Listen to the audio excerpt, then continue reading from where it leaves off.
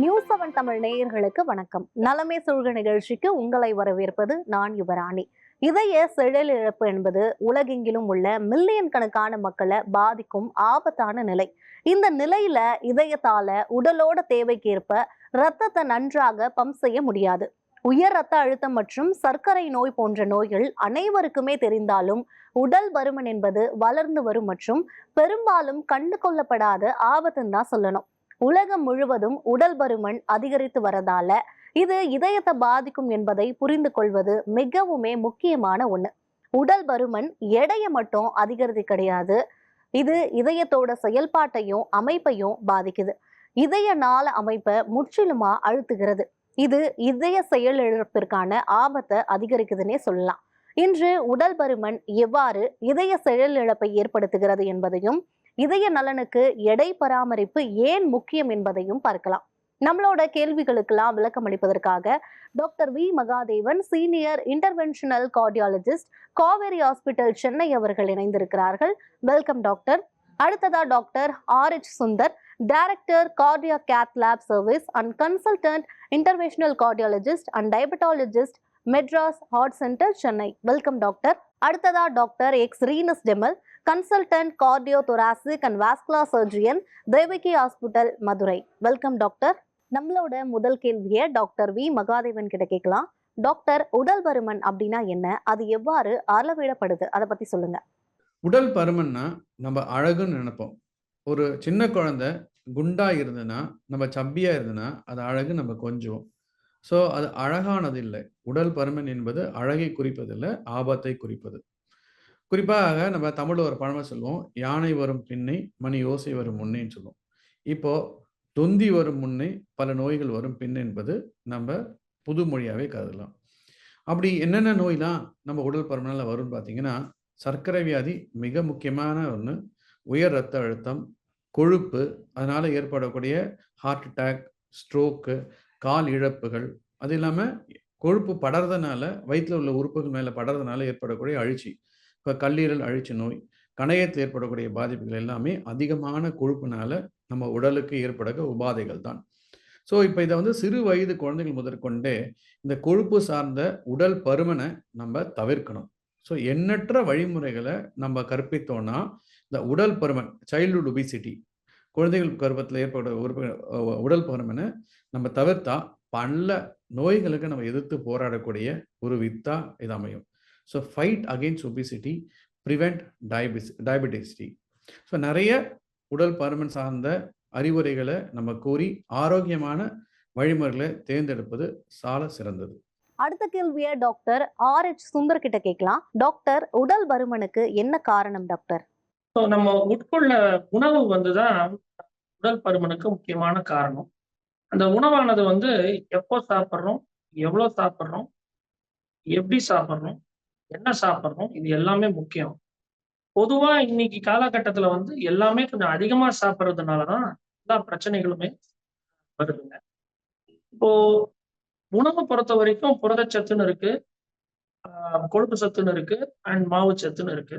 இது எல்லாமே கரெக்டான விகிதத்துல சாப்பிடாம அதிகமான சாப்பிட்றதுனாலதான் நிறைய பிரச்சனைகள் வருது. அதுவும் அந்த குவாலிட்டி என்ன சாப்பிடணும்னு தெரியாத அதிகமாகவும் சாப்பிட்டு குவாலிட்டியும் சரியாம இல்லாதனாலதான் நிறைய ப்ராப்ளம் வருது. அண்ட் நேரம், கரெக்டான நேரங்கள்ல சாப்பிடாம இரவு நேரங்கள்ல சாப்பிடும். ஸோ அந்த உணவு கரெக்டான உட்கொள்ளுதல் என்பது முக்கியமான காரணம் உடல் பருமனுக்கு. ஏன்னா நிறைய சாப்பிட்டோம் அப்படின்னா அது ஒரு எரிபொருள் நம்ம உடம்புக்கு. அந்த எரிபொருள் தேவையான வரைக்கும் தான் நம்ம உடம்பு பயன்படுத்தும். தேவைக்கு அதிகமா போகும்போது அது வயத்து பகுதியிலையோ இடுப்பு பகுதியிலையோ சேர்றதுனால, கொழுப்பா சேர்றதுனால அதுதான் உடல் பருமனுக்கு முக்கியமான காரணம். ரெண்டாவது காரணம் தூக்கமின்மை, சரியான அளவு தூக்கம் இல்லாததுனால் உடல் பருமன் வருது. மூணாவது உடற்பயிற்சியின்மை. ஸோ நம்ம எரிபொருள்னு சொன்னோம். உணவு உணவு தான் நம்மளுக்கு எரிபொருள். அந்த எரிபொருளுக்கு மீறி நம்ம உடற்பயிற்சி பண்ணணும். மாறாக உடற்பயிற்சி கம்மியா செஞ்சோம்னா அந்த எரிபொருள் தேங்கிடுது உடம்புல. அதனால உடற்பயிற்சி இன்மை என்பது மூணாவது முக்கியமான காரணம். நாலாவது மரபணு, ஜெனட்டிக். அப்பா அம்மா உடல் பருமனா இருந்தாங்கன்னா பசங்களும் உடல் பருமனா இருக்க வாய்ப்பு இருக்கு. இதெல்லாம் தான் காரணிகள் உடல் பருமனுக்கு. Thank you doctor. அடுத்த கேள்வியை டாக்டர் ரீனஸ் டெமல் கிட்ட கேட்கலாம். டாக்டர், உடல் பருமன் அதிகரிக்க என்னென்ன காரணங்கள் இருக்கு டாக்டர்? ஃபர்ஸ்ட் பாத்தீங்கன்னா போதுமான உடற்பயிற்சியின்மை. அமெரிக்கன் ஹார்ட் அசோசியேஷன் ரெக்கமெண்டேஷன் பாத்தீங்கன்னா 150 minutes per week of moderate exercise ஒவ்வொரு அடல்ட் இண்டிவிஜுவலும் பண்ணணும். ஆனா நம்மள எத்தனை பேர் பண்றோம்? அதை எத்தனை பேரால பண்ண முடியும்? நடக்க வேண்டிய தூரத்துக்கு நம்ம பைக்கை யூஸ் பண்றோம், ஸ்டெப்ஸ்ல கிளைம் பண்ணாம லிஃப்டை யூஸ் பண்றோம். கிரவுண்ட்ல போய் விளையாட வேண்டிய யங்ஸ்டர்ஸ் எல்லாம் எனக்கு வீட்டுல உட்காந்து வீடியோ கேம் விளையாடிட்டு இருக்காங்க. செகண்ட் பாத்தீங்கன்னா ஆரோக்கியமற்ற உணவு பழக்க வழக்கம். இன்னைக்கு முன்னாடி காலகட்டங்கள்ல எவ்வளவு ஃப்ரீக்வெண்டா நம்ம ஹோட்டல்ல போய் சாப்பிட்டோம்? ரொம்ப ரேர்லி நம்ம ஹோட்டல்ல போய் சாப்பிட்டோம். இன்னைக்கு அவ்வளவு ஃப்ரீக்வெண்டா நம்ம ஹோட்டல்ஸ்ல போய் சாப்பிட்டோம். அதுவும் பிஸா, பர்கர், பரோட்டா தமிழ்நாட்டுல காமனா.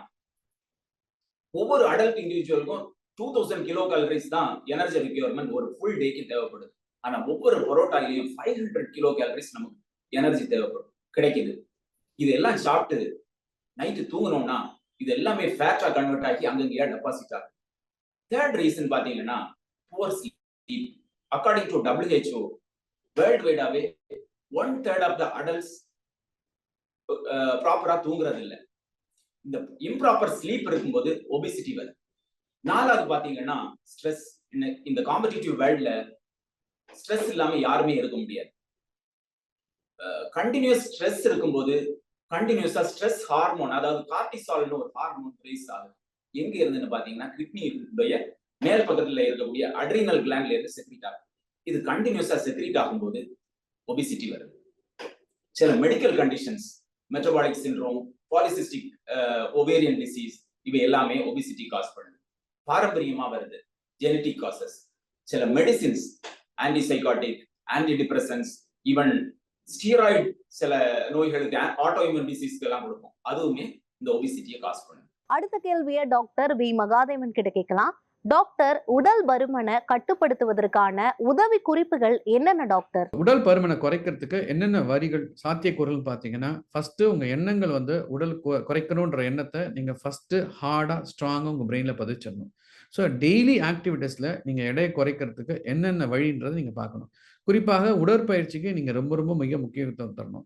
ஒரு 2 நாள் 3 நாள் பண்ணிட்டு எனக்கு 2 கிலோ குறையிலே 3 கிலோ வருத்தப்பட்டீங்கன்னா இது வாய்ப்பே கிடையாது. ஸோ உடற்பயிற்சி நீங்க லாங் டேர்ம் பெனிஃபிட் தான் பார்க்க முடியும். ஸோ கன்சிஸ்டண்டா இருந்தால் தான் உடற்பயிற்சியை பொறுத்த வரைக்கும் நீங்க ஜெயிக்க முடியும். ஸோ நீங்க இந்த ஒரு வாரத்துக்குள்ள எவ்வளவு வெயிட் குறைக்கிறீங்க, 1 மாசத்துக்குள்ள எவ்வளவு வெயிட் குறைக்க போறீங்க, 6 மாசத்துல எவ்வளவு வெயிட் குறைக்க போறீங்கன்றதுக்கான கோலை செட் பண்ணி அந்த கோலை நோக்கி நீங்க நடக்கணும். உங்க உடற்பயிற்சி இருக்கணும்.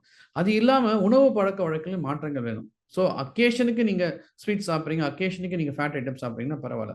எல்லா நாளும் அக்கேஷனை மாத்தீங்கன்னா அது உங்க உடல் பருமனுக்கு முக்கியமான காரணமா மாறும். ஸோ நீங்க சாப்பிட்ற சாப்பாடுல எவ்வளவு காய்கறி கீரைகள் இருக்கு, எவ்வளவு தானிய வகைகள் இருக்குன்றதுக்கு நீங்க முக்கியத்துவம் கொடுக்கணும். ஸோ ஃப்ரைட் ஐட்டம்ஸ், எண்ணெயில பொரிச்சது, வெஜிடேரியன் டயட்டா இருந்தாலும் நீங்க அவாய்ட் பண்ணணும். நான் வெஜிடேரியன்ல ரெட் மீட்டை நீங்க அவாய்ட் பண்ணணும். ஸோ கேலரி இன்டேக்கை நீங்க ரெஸ்ட்ரிக்ட் பண்ணணும்.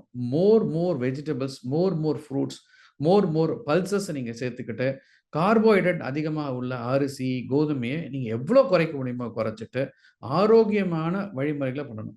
நல்ல தூக்கம் வேணும், நல்ல எண்ணங்கள், நல்ல பழக்க வழக்கங்களும் மிக மிக முக்கியமானது உங்க உடல் பருமனை எதிர்த்து நீங்க போராட.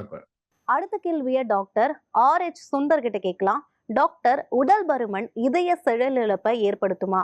உடல் பருமன் இருதய நோயை உண்டாக்கலாமான்றதுதான் கேள்வி. ரொம்ப முக்கியமான கேள்வி இது. ஏன்னா உடல் பருமன்ன்றது இந்த காலத்துல ஒரு எல்லா வியாதிகளுக்கும் ஒரு விதை மாதிரி. ஆனா உடல் பருமனை வச்சுதான் எல்லா வியாதிகளுமே உண்டாகுது. இப்போ 20 வருஷம் முன்னாடி இந்த அளவு சர்க்கரை நோயோ இல்லைன்னா உயர் ரத்த அழுத்தமோ அல்லது உடம்பில் கொழுப்போ இல்ல இதய நோயோ இப்ப பாக்குறோம். நிறைய பேர் சின்ன வயசுல 40 வயசுல மாரடைப்பு வருது, நிறைய பேர் பாக்குறோம். அது எல்லாத்துக்குமே மூல காரணம் பாத்தீங்கன்னா உடல் பருமன் தான். இப்போ உடல் பருமன் ஒரு முக்கியமான ஒரு விதை. என்னன்னா இப்போ எப்படி நம்மளுக்கு நல்லா செடி வளரணும்னா அந்த மண்ணு நல்லா நல்ல குணமான உரம் போட்ட மண்ணா இருக்கணுமா, நல்ல விதையா இருக்கணும். உடல் பருமன்றது எல்லா வியாதிக்கும் ஒரு நல்ல ஒரு மண்ணாவும் விதையாயிடும், விதையாவும் இருக்கு. எப்படின்னா சக்கரை வியாதி 3 மடங்கு ஜாஸ்தி உடல் பருமன் இருக்கிறவங்களுக்கு. ரத்த அழுத்தம், உயர் ரத்த அழுத்தம் அதுவும் 3 மடங்கு ஜாஸ்தி. இதய நோய் 4 மடங்கு ஜாஸ்தி உடல் பருமனா இருக்கிறவங்களுக்கு. கொழுப்பு சத்து உடம்புல இருக்கிறது அது ஒரு 2 மடங்கு ஜாஸ்தி. இப்ப எல்லா வியாதிகளும், அதாவது லைஃப் ஸ்டைல் டிசீசஸ்ன்னு சொல்லுவோம், அதாவது வாழ்க்கை முறை நோய்கள் எல்லாமே உடல் பருமன் இருக்கிறவங்களுக்கு ஜாஸ்தியா இருக்கு, 2ல இருந்து 4 மடங்கு.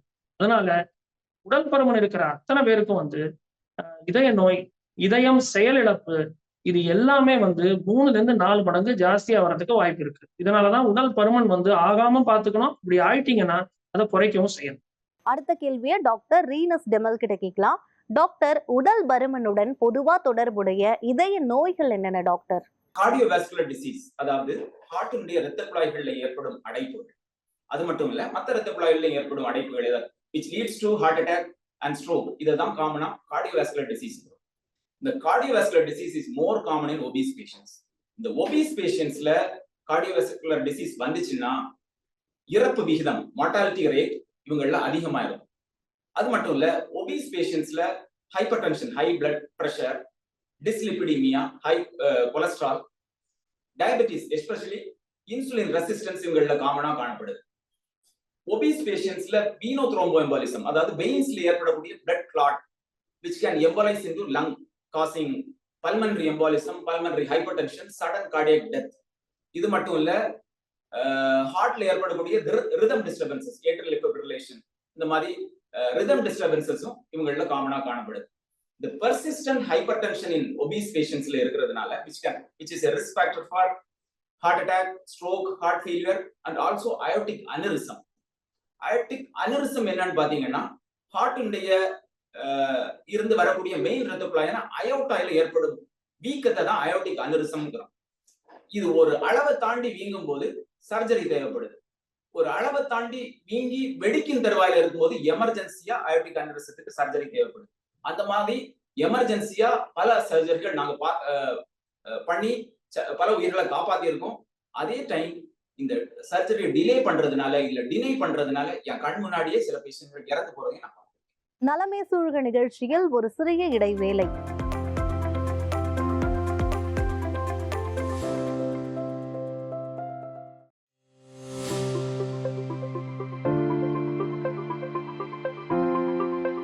நலமே சூழ்க நிகழ்ச்சி மீண்டும் தொடர்கிறது. அடுத்த கேள்வியை டாக்டர் வி மகாதேவன் கிட்ட கேட்கலாம். டாக்டர், இதய செயலிழப்பின் அறிகுறிகள் மற்றும் அடையாளங்கள் என்னென்ன டாக்டர்? இருதய செயலிழப்புக்கான அறிகுறிகள் என்னன்னு பாத்தீங்கன்னா, முதல் இருதயத்தோட வேலை என்னன்னா பம்ப் பண்ணி எல்லா உறுப்புகளும் ரத்தத்தை அனுப்புறதுதான். ஸோ அப்படி பம்ப் பண்ணல என்ன ஆகும்? ரத்தம் எல்லாமே வெளியில வராது. ஸோ மூளைக்கு ரத்த ஓட்டம் போகாது, மற்ற உறுப்புகள் ரத்த ஓட்டம் போகாது. அதனால என்னென்ன நம்மளுக்கு தெரியும்? நம்ம ரொம்ப டயர்டா ஃபீல் பண்ணுவோம். ஸோ மூளை சுறுசுறுப்பா இருந்தா நம்ம எல்லா வேலையும் செய்யும். ஸோ மூளைக்கு சாப்பாடு கிடைக்கல, மூளைக்கு ரத்தம் கிடைக்கல, மூளையோட செயல்திறன் கம்மியாயிடும். மற்ற உறுப்புகள் லிவர், கிட்னி, மசில்ஸ்க்கும் ரத்த ஓட்டம் போடலாம், ரொம்ப நம்ம டயர்டா ஃபீல் பண்ணுவோம். ஸோ ப்ரெஷர் இருக்கிறவங்க, சுகர் இருக்கிற பேஷண்ட்டு, உடல் பருமனாக இருக்கிற பேஷண்ட்ஸ் எப்போல்லாம் அவங்க வந்து ரொம்ப டயர்டாக ஃபீல் பண்ணுறாங்களோ ஒரு இருதய செயல்திறன் அறிகுறியாக இருக்கலாம். அது இல்லாமல் பார்த்தீங்கன்னா இருதயத்துக்கு ரத்தம் இங்கேருந்து வந்து நுரையீரலேருந்து தான் வருது. ஸோ இருதயம் பம்ப் பண்ணல என்ன ஆகும்? நுரையீரலில் நீர் கோக்க ஆரம்பிச்சோம், அதான் ரத்தம் கோக்க ஆரம்பிச்சோம். அதனால அவங்க எக்ஸசைசிங் கெப்பாசிட்டி கம்மியாகும். ஒரு நடக்கிறதோ மாடி ஏறுறதோ அவங்க சிரமமாக ஃபீல் பண்ணுவாங்க. முன்னாலாம் 2 மாடி 3 மாடி சராசரி ஏறுவேன், இப்போ என்னால் 1 மாடி என்னால் மூச்சு அரைக்குது, ரொம்ப பலவீனமாக நான் ஃபீல் பண்ணுறேன்னா இதுவும் ஒரு இருதய நோய் இருதய செயலிழப்பின் அறிகுறியாக இருக்கலாம். மேற்கொண்டு காலில் வீக்கம், உட்காந்துட்டே இருக்கும்போது நிற்கும் போது காலில் வீக்கமாக இருக்குது, படுத்தா அந்த கால் வீக்கம் சரியாயிடுது, இதுவும் இருதய நோயோட செயலிழப்புக்கான காரணமாக இருக்கலாம். இந்த மேற்கூறிய காரணங்களை நீங்க கண்டறிந்தனா கண்டிப்பாக உங்க மருத்துவர் அணுகி இதுக்கான காரணத்தை கண்டுபிடிச்சு அதுக்கான வைத்தியத்தை பண்ணீங்கன்னா, சீக்கிரமா பண்ணீங்கன்னா இந்த நோயிலிருந்து விடுபட்டுடலாம். அடுத்த கேள்வியை டாக்டர் RH சுந்தர் கிட்ட கேட்கலாம். டாக்டர், உடல் பருமன் காரணமா மாரடைப்பு ஏற்படும் அபாயத்தை வாழ்க்கை முறை சம்பந்தப்பட்ட மாற்றங்கள் எவ்வாறு குறைக்கும் டாக்டர்? வாழ்க்கை முறையில என்னெல்லாம் மாற்றங்கள் பண்ணணும் அப்படின்னு கேக்குறீங்க. ரொம்ப நல்ல கேள்வி. இதை வந்து நம்ம முதல்ல எதனால வந்து உடல் பருமன் வந்ததுன்னு பார்த்தோம். நம்ம அது எல்லாத்தையும் நம்ம சரி செஞ்சாலே போறோம். இப்போ முதல்ல உணவு தான் எல்லாத்துக்குமே நம்பர் 1 வந்து உணவு தான்.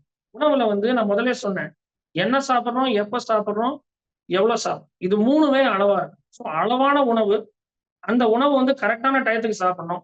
பாதி ராத்திரியில பிரியாணி சாப்பிடக்கூடாது, இது ரொம்ப முக்கியம். 3வது வந்து என்ன மாதிரி உணவு, பேலன்ஸ்டு டயட் அப்படின்னு சொல்லுவோம். அதாவது வந்து கரெக்டான விகிதாச்சாரம், அதாவது வந்து புரத சத்தாட்டம், மாவு சத்தாட்டம், நார் சத்தாட்டம், கொழுப்பு சத்தம் எல்லாமே வந்து கரெக்டான விகிதத்துல வந்து சாப்பிடணும். இதுதான் நம்பர் 1. முதல்ல வந்து இதுதான் கரெக்டா சாப்பிடணும். 2வது அந்த சாப்பிட்ற உணவு வந்து எரிக்கணும். எரிக்கிறதுனா உடற்பயிற்சி கரெக்டான டயத்துல மருத்துவரோட ஆலோசனைப்படியோ இல்ல நம்மளுடைய பக்கத்துல நல்ல வந்து ஒரு பக்கத்துல உடற்பயிற்சி செய்யறவங்களோட அட்வைஸை வச்சு நல்ல உடற்பயிற்சி கரெக்டா செஞ்சா தான் அந்த உணவை வந்து நம்மளால எரிக்க முடியும். 3வது புகைப்பிடித்தல், மது பழக்கம் இது அறவே நிறுத்த வேண்டும். இல்ல ஆரம்பிக்க கூடாது. 4வது தூக்கம். 8 மணி நேரம் தூக்கம் எல்லாருக்குமே முக்கியம். 5வது வந்து ஸ்ட்ரெஸ். இந்த உடம்புல இந்த மனதளவுல இருக்கிற ஸ்ட்ரெஸ்ஸ வந்து என்னெல்லாம் பண்ணி குறைக்க முடியுமோ அதை குறைக்க வேண்டும்.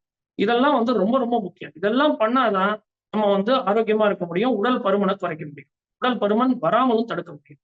அடுத்த கேள்வியை டாக்டர் எக்ஸ் ரீனஸ் டெமல் கிட்ட கேட்கலாம். டாக்டர், உடல் பருமன் மற்றும் இதய ஆரோக்கியமா வைத்திருப்பதுல உணவின் பங்கு என்ன டாக்டர்? ஒரு சாதாரண ஒரு அடல்ட் இண்டிவிஜுவலோட எனர்ஜி ரெக்யர்மெண்ட் பாத்தீங்கன்னா 2000 to 2400 கிலோ கேலரிஸ். உங்க ஏஜுக்கு, உங்க வெயிட்டுக்கு, உங்க ஆக்டிவிட்டி, பிசிக்கல் ஆக்டிவிட்டிக்கு ஏற்றபடி ஒரு எனர்ஜி கால்குலேட் பண்ணி வச்சுக்கோங்க. அதை விட அதிகம் சாப்பிடக்கூடாது. சப்போஸ் சாப்பிட்டீங்கன்னா அதை ஸ்பெண்ட் பண்றதுக்கு எக்ஸசைஸ், வாக்கிங், எனர்ஜி ஏதாவது பண்ணி ஸ்பெண்ட் பண்ணி அதை ஸ்பெண்ட் பண்ணிடுங்க. Second, increase the amount of physical activity which you do. நடக்க முடிய தூரத்துக்கு நீங்க நடந்தே போகலாம். Moderate physical exercise 150 minutes per week. அது aerobic exercise, brisk walking, cycling, running, swimming, இந்த மாதிரி எக்ஸசைஸ் பண்ணுங்க. Avoid taking junk foods, pizza, burger, pasta, pastries, maida products, red meat, இதெல்லாமே அவாய்ட் பண்ணுங்க. Fish is very good for heart and health. Late dining ரொம்ப dangerous. 7:30 மணிக்கு மேல dinner சாப்பிடாதுங்க. சாப்பிட்டீங்கன்னா இந்த எக்ஸ்ட்ரா எனர்ஜி எல்லாமே ஃபேட்டா கன்வெர்ட் ஆகி அங்கங்கேயே டெபாசிட் ஆகும். ப்ளீஸ், அதனால லேட் டைனிங் ரொம்ப ஸ்ட்ரிக்டாவே அவாய்ட் பண்ணுங்க. 7:30 மேல டின்னர் சாப்பிடாதீங்க. Whites in the form of sugar and salt ஸ்ட்ரிக்டா குறைச்சிக்கங்க. எந்த இதுலையுமே அளவுக்கு அதிகம் சுகரும் சால்ட்டும் போட்டு சாப்பிடாதீங்க. ஃப்ரூட்ஸ், வெஜிடபிள்ஸ், நட்ஸ் ரொம்ப நல்லாவே சாப்பிடலாம். Stop smoking and drinking. என்ன ஒண்ணு, எவ்ரி ஒபிசா இருக்க ஒவ்வொருத்தருக்கும் என்னோட அட்வைஸ் என்னன்னா, every 1 kg reduction in body weight, you will reduce few millimeter mercury of உங்க blood pressure, which is a risk for heart attack and stroke. அடுத்த கேள்வியை எல்லா டாக்டர்ஸ் கிட்டயுமே காமனா கேட்கிறேன்.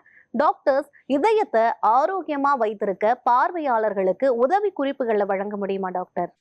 இருதயத்தை நம்ம காக்கிறதுக்கு என்னென்ன நல்வழி அப்படின்னா, நான் 3 பாயிண்ட்ல முடிச்சிடுறேன்.